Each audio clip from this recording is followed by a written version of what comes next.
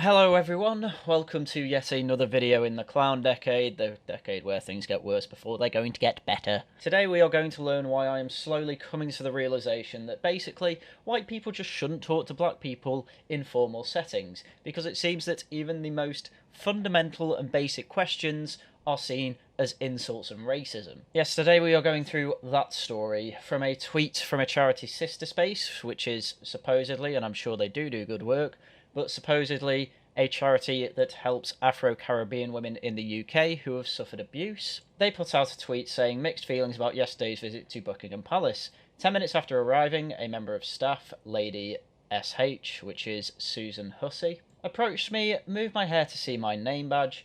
The conversation below took place, the rest of the event is a blur.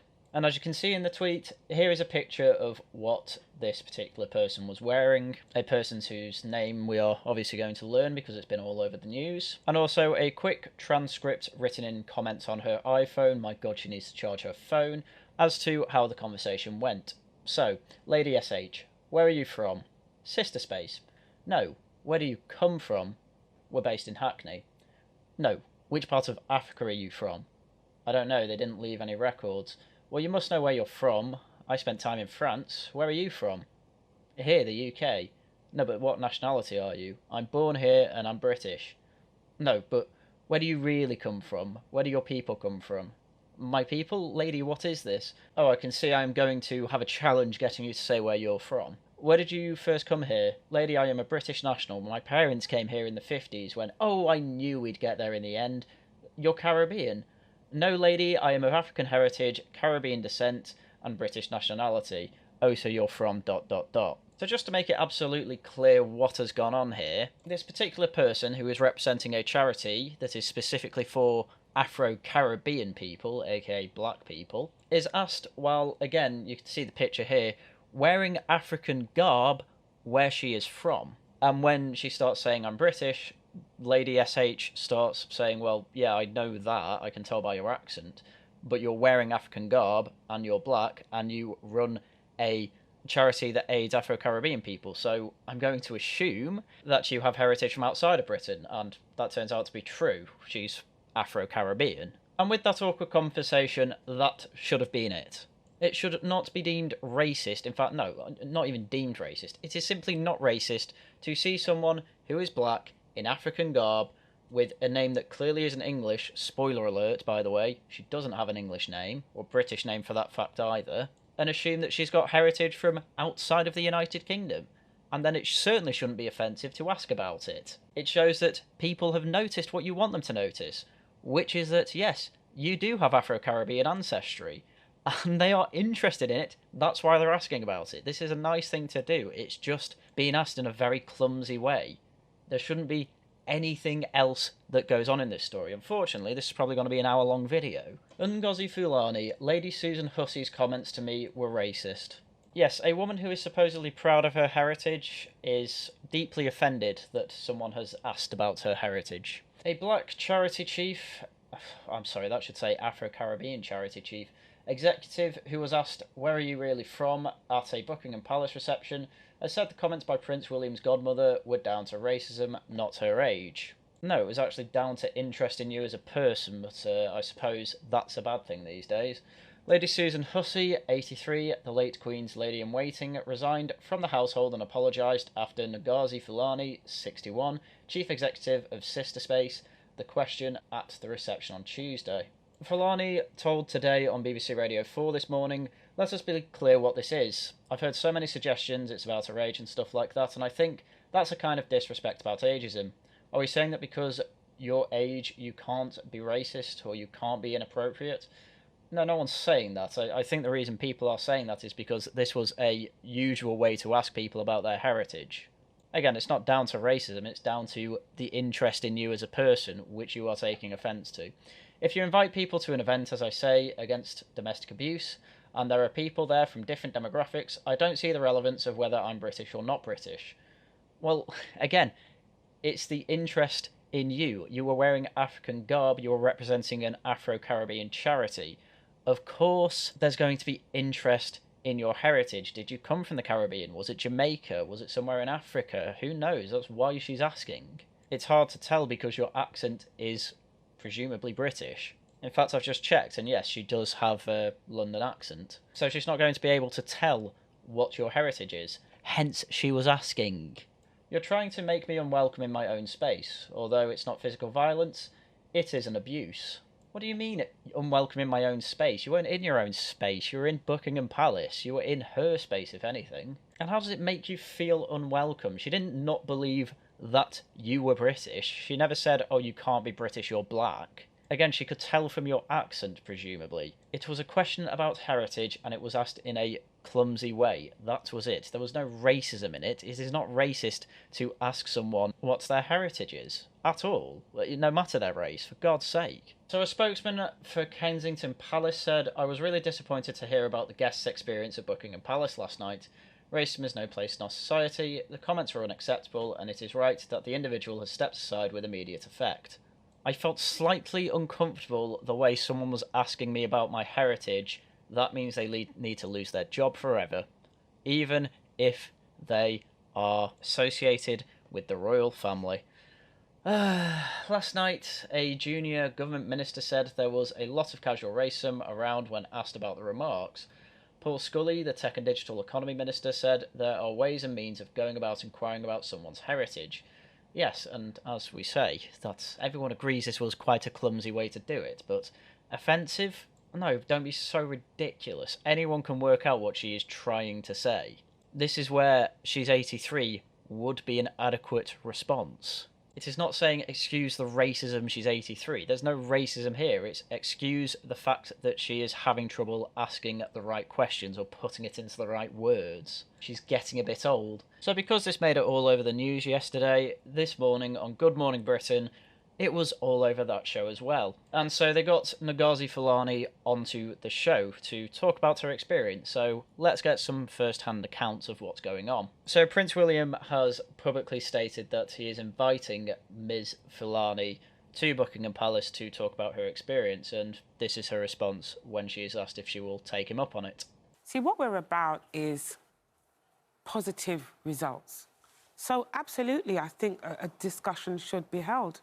Cool, but I'd love to know what positive outcomes you would expect from something like that. What is a positive outcome for you? We just want to bring it back to the 16 days of activism. This is about violence against women and girls. And although I didn't experience physical violence, what I feel I experienced was a form of abuse. I mean, this is the ridiculous state that we're in with this story. Someone is asked clumsily about their heritage, and now it's a case of, oh, I was full-on abused. All right, to be fair, wasn't violence, but it was abuse. When really this just feels like an old woman was a bit clumsy in asking about someone's heritage, and she's just being difficult about it. Why she's being difficult about it, I can only imagine because it's an opportunity to promote her charity. Call me cynical, but really if you do just get free money by saying black people are oppressed, as Black Lives Matter have done for some years now, I can see why it's tempting to do so.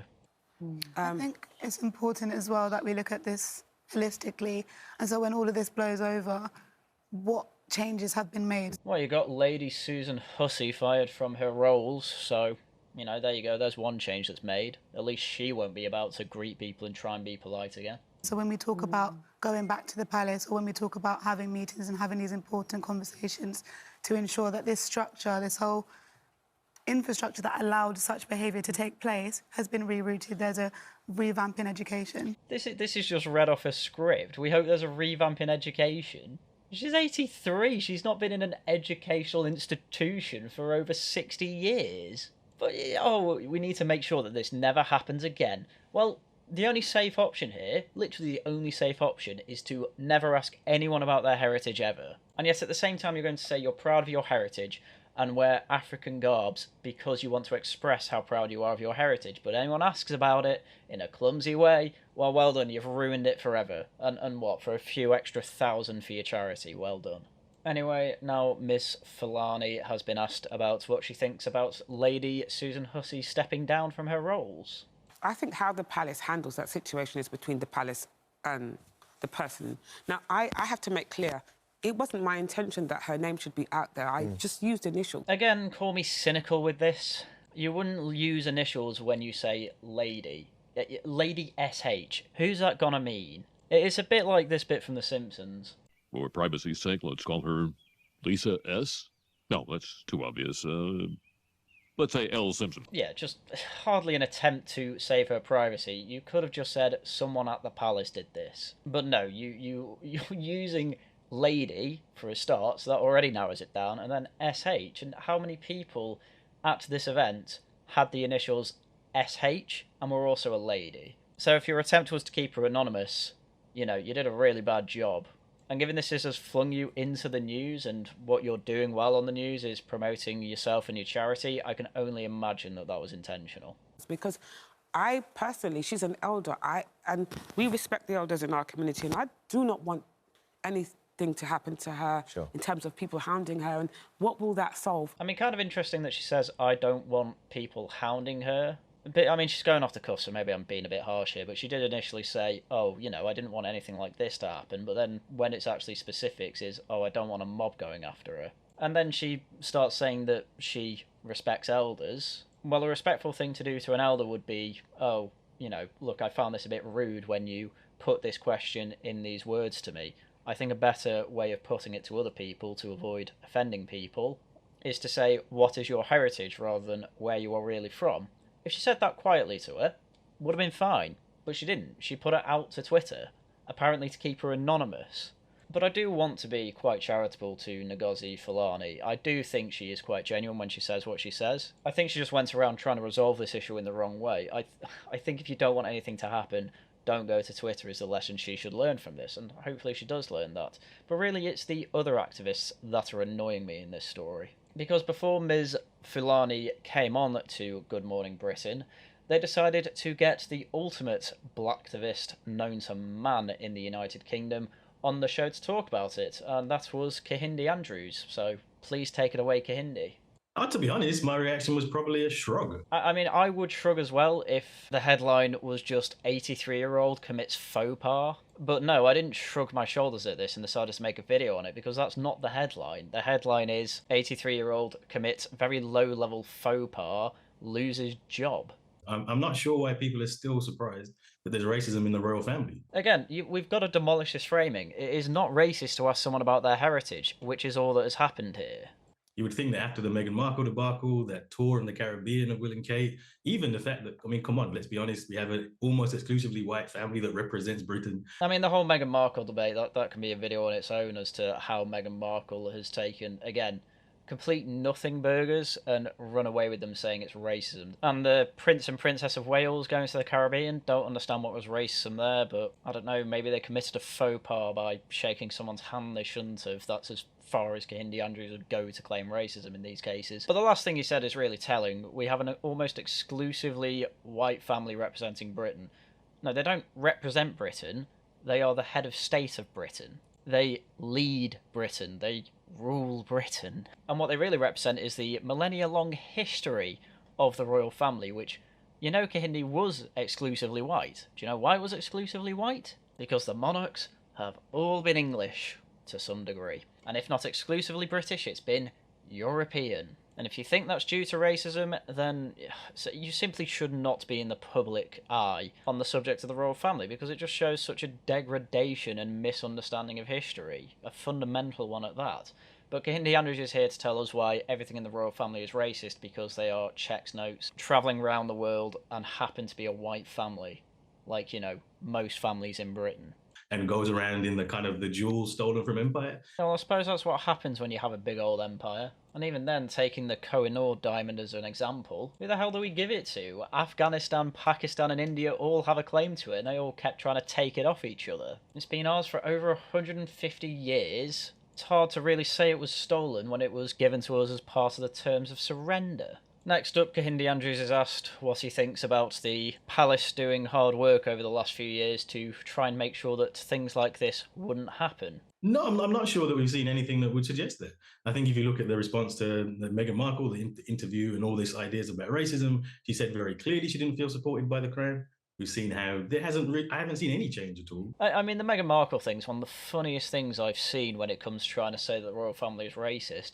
The royal family put this big old wedding on for her. The whole of Britain appears to accept her. Everyone at first seems supportive of Harry marrying Meghan Markle. And then you get a load of news stories coming out of her insulting the royal family and then making claims of racism, and they're based on basically nothing. But Kehinde Andrews' way of dealing with these scenarios is just taking the side of whoever cried anti-black racism. That's all he does. And it's what's happened here. It's, oh, I don't see any evidence of it happening. Well, if he did see evidence of it happening, he wouldn't be able to grift money. But again, I want to stress, I'm not sure why we should expect to. I mean, it came out that the Queen was exempt from race equality legislation up to her death. And this is an institution that is deeply embedded in institutional racism. Oh, I think the thing with the Queen was just about, you know, when it came to race equality legislation, I think that was actually about the palace not requiring quotas, which, to be fair, I am all for. I don't see the need. Well, not even the need. I think that it is morally bad to have in place quotas that say you need at least X% number of workers that are gay, that are black, that are whatever. Because in the end, all you're going to do is not have the best person for a job because they don't fit the demographic. And that would also be true if you said we need 100% white straight people in the palace as well, by the way. So I don't really have an issue with that, but obviously Kehinde Andrews does, because, as you can tell, Kehinde Andrews wants a black royal family, which, the way things are going, he's probably not going to get. And these kind of things, and I think what this shows you, and I really want to stress that, look, this is one person, and one person resigning doesn't do anything, because it shows there's a culture in that place where these kind of ideas are totally accepted, that she felt perfectly fine to behave in these ways. I love it, yeah. One person resigning isn't enough. They all need to resign. Replace them with people like me. Replace the royal family with me. Why not? It's never going to be enough for these type of people, so don't even bother trying to understand their worldview, because there's never going to be compromise there. Ever. And when he says, I can't believe she behaved in these ways, again, just look back at what she said. All she was trying to ask was, oh, where is your heritage from? Where did your parents or grandparents come from? That's all she was trying to ask. She just did it in a clumsy way. It's not racist to ask someone about their heritage. You want people to ask you about your heritage all the time, Kehinde. So don't give me these crocodile tears of, oh, this poor innocent black woman was abused in Buckingham Palace, because frankly she wasn't. We're just expected to sit here and take it from Kehinde Andrews that the entirety of our head of state is full of institutional racism. And it's not. The evidence is lacking, and yet people will constantly go along with it because it makes them feel better. It's about what the royal family is as an institution. And unfortunately, the royal family as an institution has a serious problem and may have a fundamental problem it can never escape of institutional racism. Well, boo-hoo, cry me a river. If this is what institutional racism in your mind is, I don't take your problem seriously. This is not institutional racism. You are nothing but a grifter. You are not getting any money from me ever. And I encourage everyone else, including your institution, to just completely disassociate with you. You are nothing but a bad faith actor. And unfortunately, he is not the only one. There were plenty more, as we can see on Twitter, including another classic race grifter in the UK, Dr. Shola Moss Shogbabmimu. And apologies if I butchered your name there, I guess I'm just racist. But she tweeted a similar thing to what Kehinde Andrews was saying there. Meghan Markle and Prince Harry told you of racism in the royal family and household, but she was vilified, abused, and violated for speaking the truth. Ngozi Fulani's experience with Lady Susan Hussey wasn't isolated one-off or a bad apple at Buckingham Palace. You can't reform this. Well, if you don't like it, get out. I mean, seriously, it's never going to be enough for these people. We're not going to change a millennia-old institution just because a few people don't like it. Attempts to change it in the past in the UK have usually ended in tears, and in fact it ended in a Puritan tyranny. And the exact same thing's going to happen here, except it's not going to be a Protestant tyranny, it's going to be a blacktivist tyranny, should they get their way, which hopefully they never will. So finally, we've got a quick clip from Newsnight with Mandu Reid, who is the leader of the Women's Equalities Party in the UK, which is the party you vote for if you are beyond a radical feminist in the United Kingdom and happen to be in one of the 6 constituencies where they run members. In other words, they are infinitesimally small politically in the United Kingdom. Basically, the only celebrity I can think of who supports them is Sandy Tofsky, who is the quizmaster for the quiz show QI in Britain after Stephen Fry stopped being the quizmaster on that show a few years ago. But obviously, because it is intersectional feminism, everything's got to be related, everything's political, so They got the Women Equalities Party leader on Newsnight to basically say, yes, the royal family is full of racists. And this is what was said. Yeah, I think it's really interesting how quickly they responded. And this time round, it really is. Well, of course they responded quickly. They want to dash any type of accusations of racism in the bud, because all you're trying to do is destroy it. You don't want to replace it with anything. You can't build anything. All you can do is destroy the world around you. I think in a way, zooming in on the individual in question, Lady Susan, it reminds me of that bad apple approach to dealing with issues like this. Let's minimize it. Let's make it smaller. Let's try and frame this as some sort of isolated incident. The royal family need to learn faster. There is absolutely no reaction to these accusations that are good.